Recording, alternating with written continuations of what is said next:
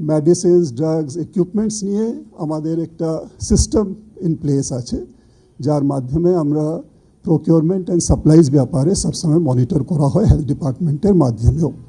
এই ক্ষেত্রেও আমরা যে স্যাম্পলস কালেক্ট করা হয়েছে ও ডিটেল ইনভেস্টিগেশন জানিয়ে পাঠানো হয়েছে, রিপোর্টও প্রাথমিক রিপোর্টও যেটা এসছে তার মাধ্যমে আমরা যে মেডিসিনস এবং ড্রাগস ওখানে ইউজ করা হয়েছে যাদের রিপোর্ট চলে এসছে ওটাকে আমরা রিমুভ করে দেওয়ার নির্দেশ দিয়েছি এবং এটা ওখানে ইউজ করা যাবে না, এই ব্যাপারে হেলথ ডিপার্টমেন্ট নির্দেশ দিচ্ছে।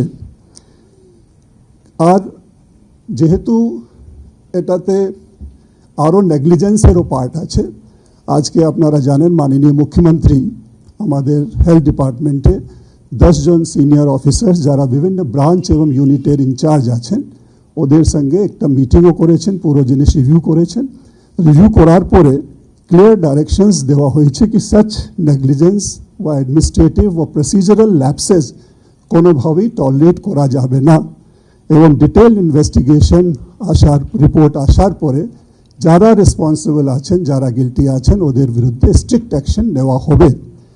তাছাড়া আমরা সিআইডিকেও ডাইরেকশনস দিয়েছি যাতে এই ব্যাপারে একটা ডিটেল ইনভেস্টিগেশন সিআইডির মাধ্যমেও করা হয়, যেহেতু যদি কোনো নেগলিজেন্স ওদের ইনভেস্টিগেশনও আসে আমাদের পুরো যে তদন্তের রিপোর্ট আছে এটাকে সাহায্য করবে এবং আমরা ঠিক অ্যাকশনসগুলো নিতে পারবো।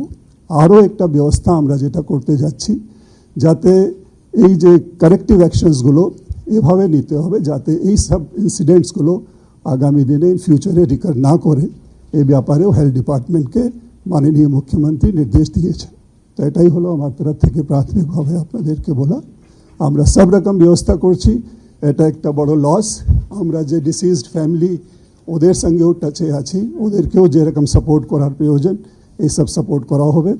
একটা ঘটনা দুর্ভাগ্যজনক ঘটনা ঘটেছে, এটা যাতে আগামী দিনে পরবর্তীকালে না ঘটে এর জন্যে আমাদেরকে কারেক্টিভ অ্যাকশনস নিতে হবে।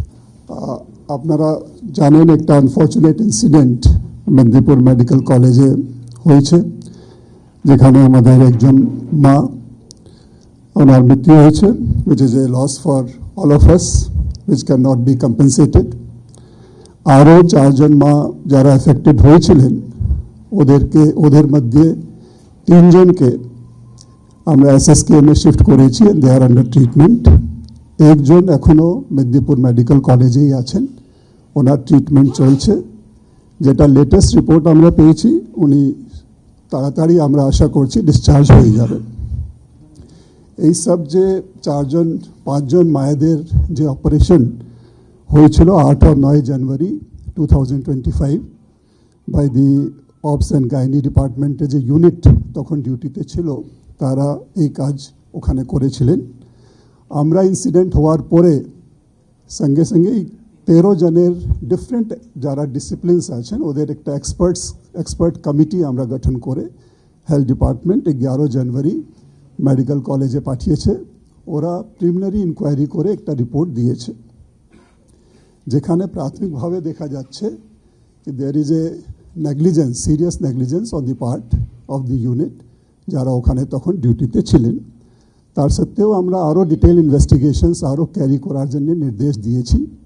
প্রাথমিকভাবে যেটা হয় কি সবসময় একজন সিনিয়র ডক্টরের প্রেজেন্সেই এটা করা হয়, কিন্তু ওখানে যারা ছিলেন ওরা ট্রেনি ডক্টরস ওরাই এটাকে হ্যান্ডেল করেছেন। সেই জন্য আমরা মনে করি it is not as per the standard operating procedure and as per the guidelines.